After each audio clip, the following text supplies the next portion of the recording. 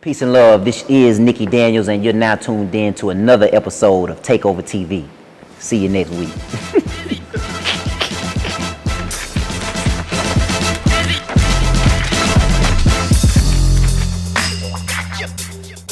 Yep, we're back.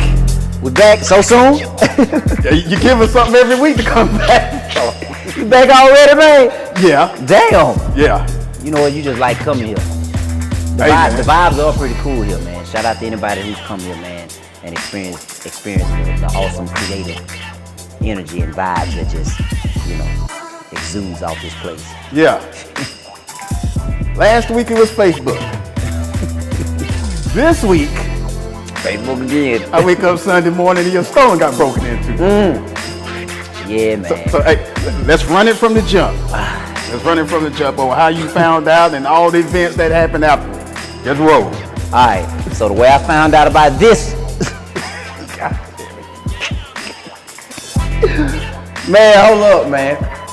So the way I found out about this particular situation, once again at the house, early morning. This time, one of my gun club members called me. Okay. One of my gun club members showed up to the storefront early that day, thinking I was here. When he got here, he said he noticed the glass was broken in that door, where you see all that plywood at. He said he noticed the glass was broken, and when he saw that, and he saw the glass on the ground, and he looked in, and he said he turned the hell around and got the hell off the property, because he don't want to touch nothing. He ain't trying to. And right. He said once he did that, he tried to call me, and I saw where he sent me an inbox message on IG saying hit me up, but I may have been exercising or something, like I do every morning, and I didn't see it. Or maybe my phone was dead. So when I finally turned my phone back on, I called him. Shout out to my man, Boo Man. I called Boo Man, and I said, "What's up, big dog? What's going on?" He said, "Boy, your glass broke down here at this store?" And I was like, "What you mean, bro?" He was like, "Man, your glass, man." And I'm like, "Which glass?" I don't know if he talking about my main glass, the big, my main display glass, or what. And I say, "Bro, send me a picture or FaceTime me." And he sent me some photos of it, and I saw that it was that particular door, the glass to the entrance to my door, bro. So I went ahead, threw some clothes on. Before I left, I went ahead and called the cops and let them know, like, "Hey, I'm a business owner downtown. My business just got broken into. What do I need to do?" So the 911 dispatchers, they transferred me, I think, over to the Shreveport police, and then they transferred me to a detective. Or they took all the information, and then from there, they put a detective on it. So by the time I got here, the cops were already here. The 2 Shreveport police officers were already here, just looking at everything. So some police officers did show up. I took photos of it. Okay. Hell yeah, cops showed up. Okay. Hell yeah, it's on my IG page. Just scroll down. Okay. And that's shout out to Gary V, man. Gary V said document. You don't have to be the greatest filmmaker. You don't have to be the greatest editor or post-production guy. Man, just document your day-to-day life, bro. That's enough. Document that shit. Man, go down my IG page, you'll see. The cops beat me here, because like I said before I left the house, I called them and told them what had happened. So when I got here, it was 2 squad cars already here, and a lady and a guy. The female officer had to leave, but the other male officer, he stayed, and I think he dusted for prints and on the glass and all this other shit, cop shit, you know what I'm saying? And this is what people didn't know. People kept saying, "D, I'm at the store, bro. Pull up." All right. Finna go eat? All right. 1 hour. 7:30. All right. People didn't know. People kept saying, "Nicki D, you need to get surveillance. You need to get surveillance." You know what I'm saying? And sometimes it's not about. Sometimes you just gotta let people think what they gonna think. See what I'm saying? You gotta let people think what they gonna think. So from Jump Street, we already knew what the gentleman looked like that had broken into my storefront. We saw the way he did it from the start to finish. We saw him walk down the sidewalk. We saw him contemplate if he wanted to do it or not. We saw him go to the trash can, grab the nearest rock, come back, break my glass, and come in here and do his thing. We saw it from start to finish. You see what I mean? So we did have cameras, but it's not about. Sometimes, like I said, you just gotta let people think what the hell they gonna think. Let people think that you know, slipping. You know what I'm saying? But I knew. The only thing I had to wait on was to get the password to my surveillance. But once I got my password to my surveillance, shout out to my man Marvin, who hooked me up. I was able to just go right in and see what the gentleman looked like, and then from there I did my research. Okay. I guess there was a statement, I don't know if you posted or who posted, saying that all the detectives were out to Tuesday or on vacation. That's what the detective told me. Cause before the cop left, cause I'm in business. You heard me? I'm a businessman. I know what it's like when people, you know, just trying to shoo you off to the next business day and shit. You know what I'm saying? Mm-hmm. And people gotta understand. Yeah, police officers are police officers, but man, that's just a regular ass job for them. You heard me? That's a regular job. So when them cops is ready to get the hell off work and not look at no paperwork, they ready to get off work, man, and not look at nothing. It don't matter it don't matter if your prized possession just got stolen. It don't matter none of that, man. When them cops clock out, they off. Same way when you clock out from your 9 to 5, you off. So people need to remember that. But I knew that. I already knew that. So that's why I was asking them. I was like, man, so look, I mean, what, I'm gonna have to wait till next week? Like, y'all, like, if I get his name, can I give you that? And like, I'm trying to help them help me. And he told me, he was like, the detective that showed up told me, well, I'm off on Sundays, and I probably won't be back until, or the next detective probably won't be back until Monday or Tuesday. I don't give a damn if it was Monday. I don't give a fuck if it was Tuesday. Man, my shit just got stole, man. My shit just got stole. I need that back. You heard me? I need my shit back. I can't wait till you clock back into your 9 to 5. I don't even operate like that. You heard me? I don't operate like that. So that's why I went and looked at my surveillance, and I did my research. I asked around to see who knew that gentleman. You'll be surprised at the amount of people that's willing to divulge information as long as you take care of them. You heard me? Right. So I did my research, and yeah, within a day and a half, I found not only the gentleman who had broken into my store, but I found all my shit that he stole, minus Hustle Man's custom sleepers for the rich BMX bike. So what was all stolen? He stole some garments, some blank garments, some hoodies, you know, T-shirts, one of these, you know, some camo shit, you know, some camouflage hats, boonie hats, Hustle Man's bike, his BMX, you know, Sleepers for the Rich BMX bike, stole that, sold it to somebody random, don't even know where that is, and my motherfucking AK-47. Ooh. Yeah, a assault rifle. And not just any assault rifle. The same assault rifle that I protected those women in front of the courthouse with. The same one I had slung across my chest. But that's on me. Well, no, it ain't on me. Fuck that. This is my business. In the state of Louisiana, your business is an extension of your home. I'm supposed to be able to leave my shit in here and not have to worry about nobody coming to get it. So I'm not even finna say I was slipping. Because would I have been slipping if I had left it in my house and somebody broke in? Hell no. That's my house. You stay your ass out of my house. I leave this motherfucker on the couch in the middle of whatever. Don't come in my shit. But I'm going to take precautions, though, and get safes and all that other stuff. You know what I'm saying? But, no, in the state of Louisiana, your business is an extension of your home. You're supposed to be able to leave your shit in your business. And man. Right. So after you found out who done it, what was your next step after that? You went to his location, confronted him. So how'd that go down? So the first day when I found out who did it, all I had was what he was wearing and his name. So I spent at least 4 hours that first day just if my gun club member Boo Man called me at, we'll just say 11:30, I was looking for this dude that whole first day, probably till about 5:30, 6. See what I'm saying? Just riding all through the bottom, riding through Stoner Hill, riding through downtown.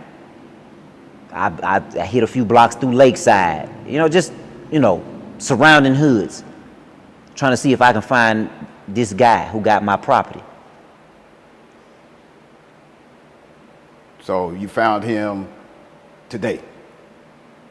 Yeah, one of my street connects that I had, some of my eyes and ears that I had on the street. They saw him this morning.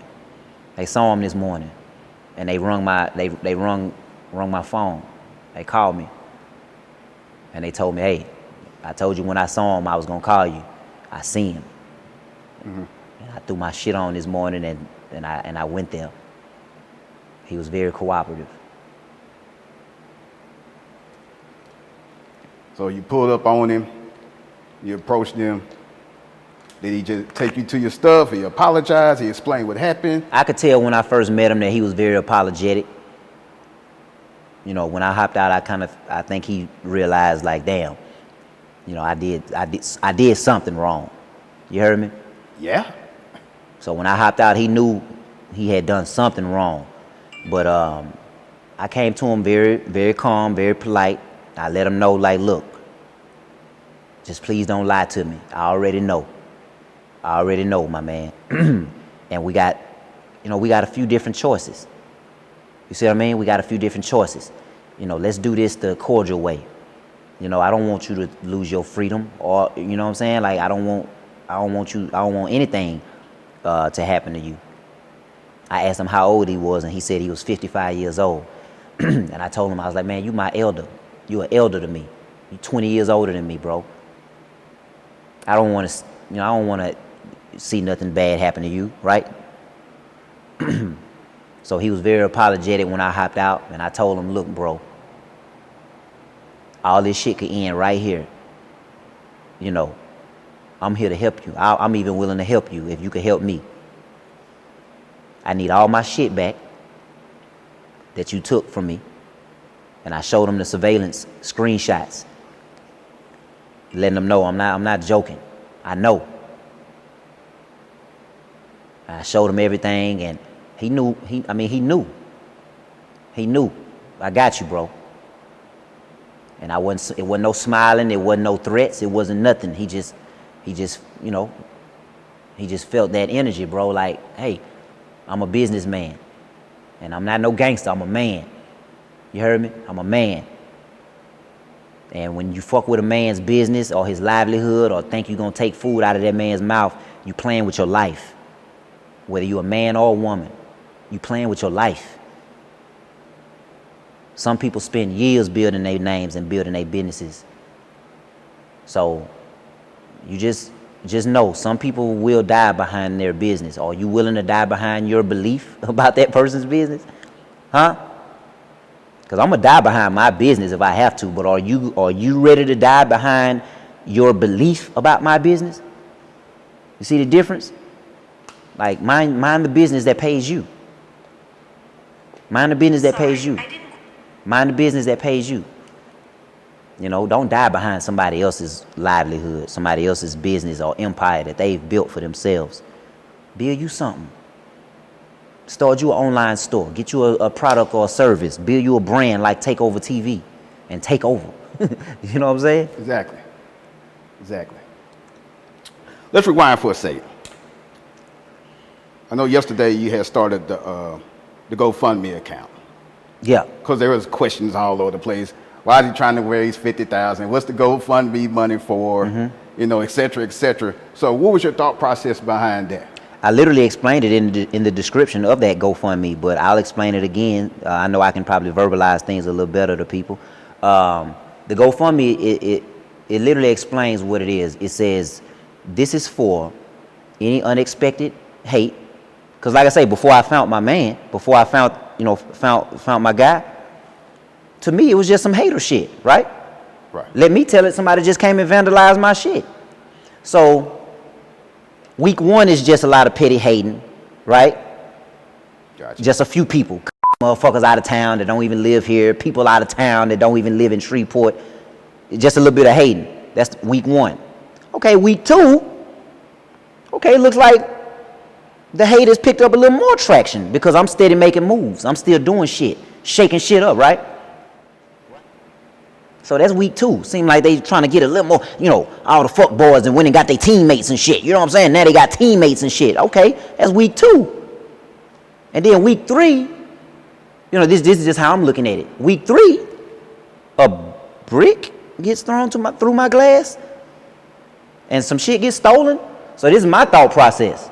Like, okay, I see what's going on. I see people are getting a whole lot more bold with the hate and with just the, some of the same people now. Now get this. The same people that not even a month ago, or the weeks or whatever, I was their favorite nigga, like we talked about, right? Right, in the last interview. Huh? I said in the last interview. In the last interview, I was their favorite nigga, right? But look, let's go even further than that. These some of the same fake ass people that when my baby girl was born, they'll be the ones, oh, her cheeks are so cute. And these are the same fake ass people that'll get up under your comments and, they know what you've been building. They know you got a family. They know you got a daughter you trying to feed. But the fact that they bitch ass is upset because I'm shining, they're already ready to try to ruin what I've built. But I'm here to tell you, y'all weak ass haters can't ruin shit that I built. Y'all weak ass haters can't ruin shit that I built. You didn't give me these blessings and you can't take them away. What part of that don't y'all understand? You hear me? You didn't give me these blessings, so you can't take them away. My blessings come from the Most High. The moment you hating motherfuckers decide that you don't want to support me, guess what? God is going to increase my territory and he going to send me other people that want to support me. I don't know what y'all want to see from me, but you're not about to see no weak shit from me. You can't bully me. You heard me? Gotcha. All you going to see from me is strength. Because that's what I want to get to these young black boys. That's what I want to get to these men. Fucking strength. They want to say, oh, I spent $30 with you so I can say fuck you and I can demean you and I can say, no, I'm going to tell you, kiss my ass.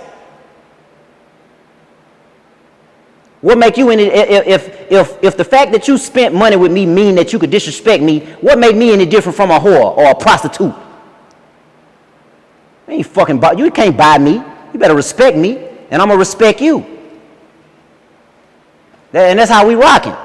To anybody that support me, anybody that got love for me, I thank y'all, man. I really thank y'all. But this message, get this. This message is for the people that's been talking shit. Not the people in Shreveport that got love for me. But they weak ass is trying to get the people you know what I'm saying? That's what weak people do. That's what weak people do, bro. They need teammates. They need other loser teammates to come to their defense and help them. Everybody that's been calling me is winners. Everybody that's been calling me, giving me words of advice and encouragement is winners. I'm not worried about losing no losers. I'm not worried about that. Not worried about that, bro. As long as they keep that shit online, I'll laugh with them all day. Some of them memes is funny. Hey, let's talk about some of the good ones. Let me see. Today, which one you saw, bro? Today you were Axel Foley from Beverly Hills Cop. Shout out to Eddie Murphy, man. Axel Foley, Beverly Hills Cop. Shreveport. Look, we got it. Look, so Beverly Hills Cop. So Shreveport Hills Cop. You were Beverly Hills Cop. All right. You was the ghost from Scooby Doo. The ghost from Scooby Doo. Took your mask off. Yeah, they say I did the shit. And Lord behold, it's Nicki Daniels. It's me, goddammit. I did it. You called me. Shreveport, you called me, man. You were Rambo. I ain't fucking see you lying. I was Rambo. Yes, you was Rambo. I ain't see Rambo. You was Rambo. Hold on. Shout out to my dog, Lil Rambeezy, man, since we on the topic. You was with 2 other white guys and your stuff. I don't know what. Oh, Call of Duty. There you go. It was Call of Duty. Man, look, bro. All they doing is just adding to the legacy of Nicki Daniels Jr. and the legacy of this brand. You heard me? Yeah. This brand has had so many different chapters in it, and that's why I've been telling y'all, man, let's go ahead and keep doing what we doing. Cause man, look, one day that beard of yours gonna be gray and shit. You know what I'm saying? Man, you bitching it on me, man. Hey, that bitch gonna be gray. It is. This gonna be gray. And look, I want us to have a whole catalog of just crazy ass interviews and like, yeah, you see what I mean? So which one was your favorite meme? You seen most of them. All right, so the ones I saw, I like Batman a lot. Oh yeah. You was Batman. I was Batman, bro, and I'm gonna tell you Batman. why I like that Batman meme. For one, it's a few reasons, because it's there's a quote inside the movie Batman that says you either die young enough to stay a hero, or you live long or enough you to live become long the enough to villain. become the villain. D.A. Harvey Dent said. Harvey Dent. So which one you want? You want to die young just so people can say you a hero, or you want to live a little, live a little. But but by living a little, you may create a few enemies. People may decide, damn, I don't like him as much as I thought. His daddy thought. Even my daughter.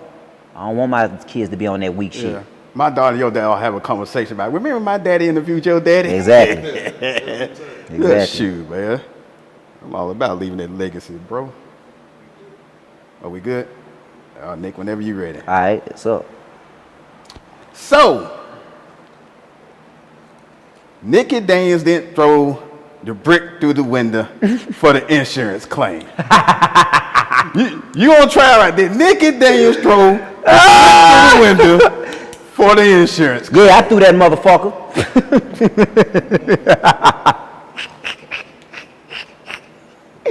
Y'all so lame, man. Oh my God, bro. That's the big question going around right now. And that's the real question. They wondering if I. So wait a minute. So when I drop if I decide to drop the surveillance footage, then what? Then hold on, wait a minute. Then what? I drop the surveillance footage showing the fucking play-by-play of him walking down the sidewalk, getting the rock, coming to my glass, trying to break the glass quietly, climbing through, doing his shit. If the man didn't have a problem getting on camera, I'll let him come and tell you. But I'm such a real person. Mm-hmm. This man don't want to get on camera and tell y'all what he did. And I ain't gonna make him. But if he want to, he can. You know what I'm saying? Right. Well. But let me guess. I paid him to say that.